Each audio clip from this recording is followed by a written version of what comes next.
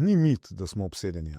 Hiša, zemlja in živina. To je bilo osnovno preživetje našega kmeta 100 let nazaj. Zdaj, če pogledamo naprej malo v socializem, vsi smo bili enaki, ampak bili so posebni oni starši, ki so imeli hišo na morju, vikend v Kranjski gori. Po osamosvojitvi je pa to sploh s tem novim sistemom, kapitalizem, liberalizem in to, udarilo še toliko bolj ven, da nažalost več imaš, več veljaš, in se pravi, to se kaže tudi na nepremičninskem delu.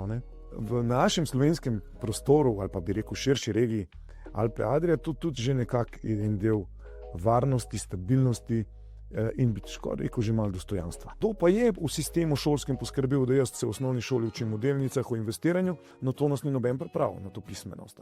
Je tudi mogoče en del tega, da smo vsi zaljubljeni v te nepremičnine, se pravi ta zgodovina, da živiš od zemlje in na zemlji, ta zgodovina izkušenj skozi neke slabe investicijske možnosti, ki so bile na našem teritoriju, kjer smo se ustrašili pa zgubili, in seveda potem pa tudi ta občutek, kar sem prej povedal, da moraš nekaj svojega imeti, to imamo pa že v genih.